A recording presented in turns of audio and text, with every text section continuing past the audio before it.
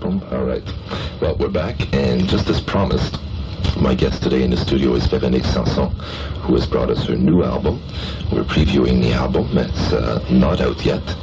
It'll be out in about a month or so, I believe. It'll be available in the Montreal area. Bienvenue, Véronique. Merci. And this is not your first trip to Montreal, however. No, it's like second home almost, right? This new album is recorded live at the Olympia. This is the first time you've done a totally live album, right? Yeah. What made you decide to record a live album rather than a studio album?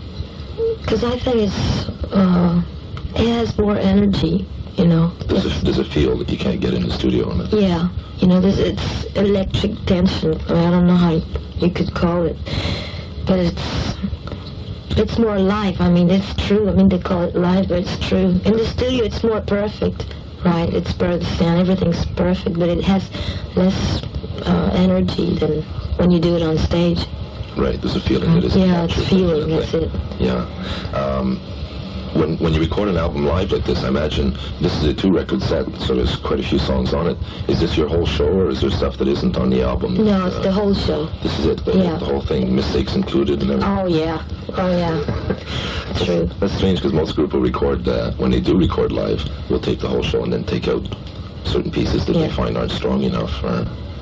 Well, we decided to do it like that, you know, and not to amplify the applause, you know, and just, let it... gimmicks. No, nothing.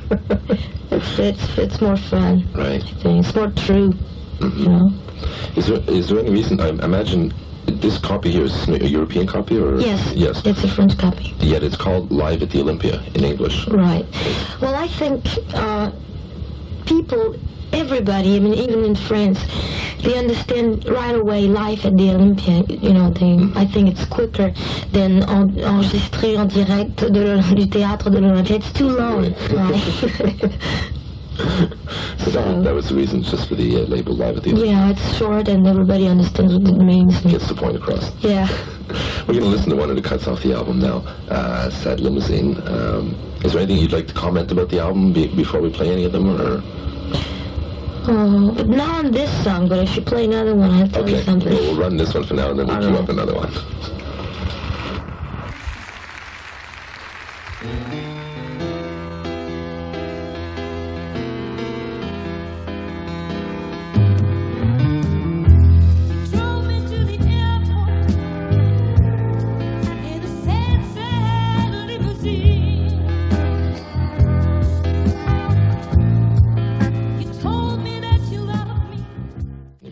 Mais qui sera d'ici un mois, j'imagine.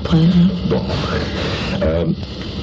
À part du titre qui est en anglais, quelle est la réaction, par exemple, de chanter à l'Olympia et chanter en anglais? Les gens sont un peu déroutés parce qu'en France, ils parlent pas tous l'anglais comme ici, et ils comprennent pas les paroles. Alors, je veux dire, ils aiment bien ça, mais ils réagissent toujours un petit peu en arrière. Négatif? Non, pas du tout, non, mais ils sont déroutés. C'est ça, c'est la position. Oui, ils disent, bon, on comprend pas et tout, alors ils écoutent la musique, mais ils aimeraient bien comprendre les paroles. Il y a plein de gens qui me demandent des traductions. Je veux justement dire, est-ce que ça arrive parfois que tu vas faire la même composition sur un spectacle, une en français et une en anglais, ou... J'alterne un petit peu, tu vois.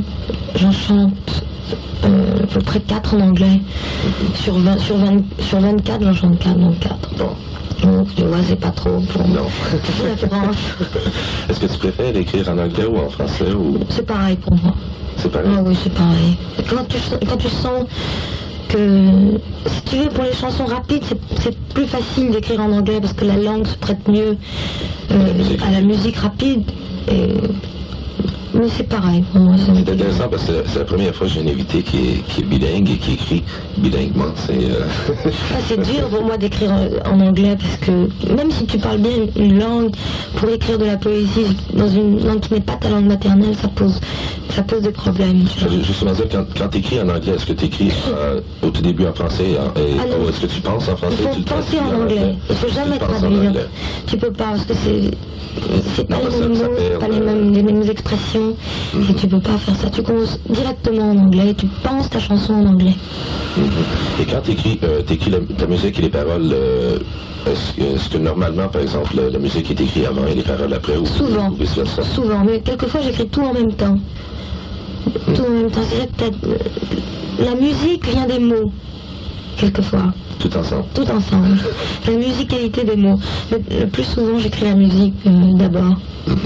Et si tu écris la musique d'abord, est-ce que tu sais déjà si tu vas faire des paroles en anglais ou en français? Ah oui. Parce que là, il y a des chansons qui ne se prêtent pas du tout à des paroles en anglais, par exemple. Des chansons très lentes où tu as envie de dire certaines choses et tu ne peux pas les dire en anglais. Et vice-versa. That's interesting. The musicians you're using on this album, are these... They're English musicians.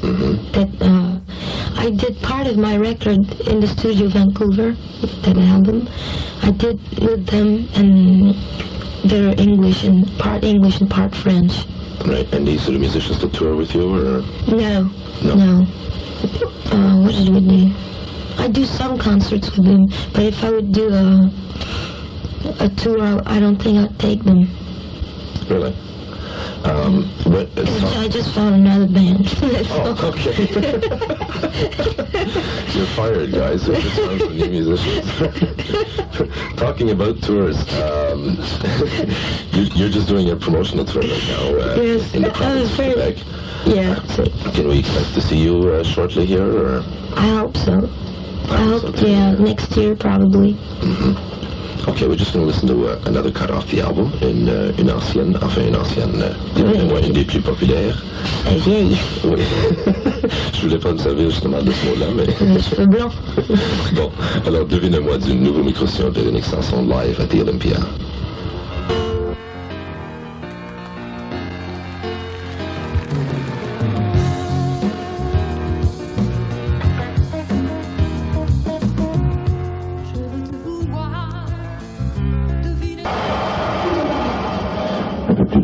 Et devine-moi de Véronique Sanson tiré de son nouveau micro-sillon live at the Olympia qu'elle vient de présenter aujourd'hui justement. Il est 3h01, vous écoutez CHOM Montréal et dans quelques instants on revient avec Véronique. Once upon a time there was a musician who was wild. I don't think I've ever eaten. Well, we're back and goodness. Sounds like there's some truck driving through the studio here. For those of you that just joined us, my guest today is Véronique Sanson, who came to present us her new album. She flew all the way over here just to present us this new album, and I think it was well worthwhile, definitely. Well, how long have you been playing now? I mean, professionally? Since 72. 72? Yeah, 4 years. Had you had musical background before that? Did you come from a musical family, or? My father taught me how to play piano, but he's an amateur, I mean, you know. He just fools around like that? Yeah. I just learned like that. I don't have any classical background or anything. Which is kind of strange, because when you listen to your piano playing, you would think that you did. Yeah, I know. But I can't read a note of music either. Really? No, I can't. What? It's okay. It's okay. Yeah, obviously it's working. No. I never could learn. It's boring. I tried though. I tried hard. Just couldn't be bothered. No, I don't have the patience, I think. What happens when you write? I mean, if you can't read music, what happens? What happens when you write? You just record it and then somebody transcribes it, or? Yeah, or I work with somebody that knows, right? And I play every part of an arrangement, and he transcribes it on paper. Really? Yeah. It's not too convenient though. If you, let's say, I don't know, if you were flying over to Canada, for example, and halfway through the flight you get an inspiration. Oh well, then I remember it. You remember? Oh yes, I always remember it. I put it on paper. I mean, just so ridiculously. I put, or E, B flat, E, something, and just only me can know what it means. Right, your own shorthand. That's true. Recording this album, since it was your first live recording like this, were you nervous before the show? Yeah, very. I mean, you knew you were recording this. So did the show come across differently that night than it normally does? Or? Well, I was very nervous because I always get mixed up in my lyrics sometimes, and Especially in the open, yeah. Especially in the first song. And I was so nervous this night. The first one, I said, I must remember that first song, the first words. And you know what happened naturally. I mixed it up, yeah. No blank. I mixed all the, the verses. I put the first verse. It was so incredible. And while I was singing, I said, how stupid I am. I'm impossible, and all that. But I was very nervous. But it came across all right anyways. Oh, yeah. Do your musicians pick up on this? For example, when you make mistakes, if you mix up the verses, does it confuse them? Or? Especially the background vocals, because they've got to sing around, along with me. And so they're just in front of me, and they're laughing so hard. And every time, after the show, they say, you did it again. You're impossible. How can't you remember your own lyrics? That's stupid. But they're laughing, because they try to follow me. And I see that they're even nervous because they try to follow what is she going to do next? Yeah, what's she going to do next? That's right. That must be quite funny. Oh, that was fun. I'll bet. It was lots of fun. Where's home now, actually? Home now is in Paris. Paris? Yeah. Yeah. And Los Angeles, but... I was just going to say, you lived in the States for a while. Yeah. But I still live there but now I live more in Paris than in the States. Mm-hmm. And musicians, you're mentioning you have some new musicians now. Are they Americans? Yes, they are American. Mm-hmm. This is people you met in Los Angeles? Yes. I played with some of them when I was touring here. One of them, his name is Donnie Dacus, and he used to play with Stephen Stills. Right. And he's the guitar player. That's one of them. And the other ones are also American, but... Talking about people you played with, unfortunately I wasn't living in Montreal at that time, I was in New York, but you were involved with the Villamar Blues Band for a while, right? Yes. Yes, that was so nice. How did that all come about, something? Well, I played with them, I think, before they formed the group, right? And some of them were playing with Claude Dubois. Right. Right. And once I came for a tour, and I said I'd like to play with them, and we played together. And I had to come back the next year, the year later, to do another tour, and they already formed the group Villamar Blues Band. And they played with me anyhow, And it was so nice. I really loved them. Right. So you met them actually through Claude Dubois then? Yes. Right, when you were playing with him. Right. Okay. We're just going to listen to another cut of this brand new album, Full Tilt Prague. Yeah. Anything you want to tell us in particular about it? Or? Well, the English and the Americans call French people frogs. Oui. Right.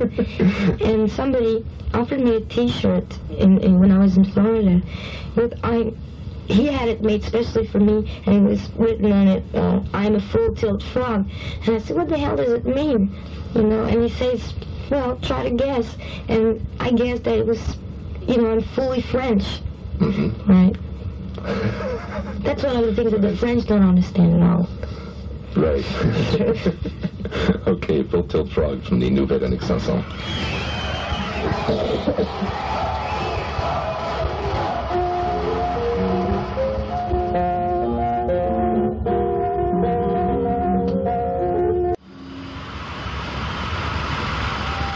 Véronique Sanson, Full Tilt Frog, tiré du plus récent Mécaution, qui n'est pas encore disponible au Canada, mais qui va l'être d'ici un mois, on s'imagine. S'intitule Live at the Olympia. Un Mécaution comme celui-ci, par exemple, il est enregistré en spectacle. Après ça, il ne reste plus rien qu'à fabriquer le disque. Mais un Mécaution en studio, il y a la production aussi. Du côté de la production. De ce côté-là, est-ce que tu as un pour dire, enfin, dans le studio, est-ce que tu donnes ton opinion pour la production ou... Qu'est-ce que tu appelles la production? Tu veux le son et tout? Le son et tout, et le produit fini, enfin. Oh bah oui, bien sûr. Est-ce que tu peux enfin ambitionner un jour faire ta propre production sur les microsions ou... Je l'ai fait déjà sur un album qui s'appelle Le Maudit. C'est moi qui l'ai produit entièrement. Entièrement? Oui. C'est épouvantable. T'es satisfait des résultats ou... Ah oui, c'était vraiment dur parce qu'il faut être partout à la fois. Oui, c'est... Comme on peut pas. You think you'll be going, well, of course this album's going to be released now within a month, so it'll be a while before this one gets off the ground and we see the results, when do you think you'll be going back in the studio again? Oh, I think in a couple of months. Mm-hmm. Yeah, I'll be ready. Do you know where, or is there any special place you prefer to record? Or in Los Angeles, I like, yeah. You find Los Angeles the best, yeah? Yes, I like American musicians, and because they're so fast to learn and they're so good, and I like the studios too. Mm. It's nice. So Los Angeles is the place. I mean, oh yeah, and all the palm trees, and it's nice and warm. You know? That helps also, yes. Oh yeah. The weather and everything else. True, that's true. Eh bien, comme on le disait tout à l'heure, j'espère qu'on va te voir ici à Montréal d'ici bientôt. Ah, moi aussi j'ai envie de venir. Faire un spectacle avec tes nouveaux musiciens et tout. You were mentioning you have new musicians. How long does it take to get you, like, if you're going back now, I imagine you're going to be rehearsing with them, getting together for a tour. Oh, yeah. How long does it take to get a tour together? Oh, about 3 weeks. That's it? Yeah. Just 3 weeks? 3 weeks. Mm-hmm. Depending how long is the show. Yeah. This one here, the Live at the Olympia, is this a good example of a Véronique Sanson show, in other words? Yes. Oh, yes. I was so nervous before the show, but that goes away fast. But it's me. This is it. So you would consider this one of your better performances, or? No. No? No, but it's a good one. No. There's a good feel to it. There is definitely, from what I've heard of the album so far, just playing it here today. Yeah, it's a nice feeling. It feels nice. Yeah. We had a nice feeling on stage. It's not the best one, but it's good, I think. Can you see yourself doing more live albums? Yeah. Yeah, but not right away, of course. Yeah. You're not going to put out two, 3 live albums in a row, but becomes habit forming. That'd be great. Yeah, really. Well, if nothing else, it saves you on recording time, anyways, as far as studio goes. Is the Olympia considered a good hall as far as, well, it's the hall to play in Paris, right? I mean, it's l'Olympia, tout le monde, enfin, the greats have played there. It's true, but it's a nice thing because it's not too little and it's not too big, and the acoustics are nice, but they give you so much trouble over there, you know, the owner of the theater. I mean, he's so scared that his theater is going to burn, that he doesn't let you bring, you know, big things, and he's really scared when you have a big sound system. I mean, he says, no, don't do that. So he's always there, you know, bothering you and everything. Yeah, and also I imagine they're worried about the audience too. No, they're fine. No, it's a very, very nice audience. I see. Here we have the opposite problem in the nice, expensive halls. They're always worried about the audience because they figure rock audiences get out of hand. Oh, they're always going to damage their theater. Oh, it was a time where they used to break down the Olympia every week when Johnny Haley was you know, passing here. They broke chairs down. Poor coquette. It's well done for him. But your audience doesn't destroy things. Okay, well, thank you very much. Merci beaucoup d'être passé nous donner ton nouveau micro-sillon et je te souhaite bonne chance. Merci. Et comme je disais, espérons qu'on va te voir à Montréal d'ici bientôt. Ok. Ok, merci Véronique. Merci.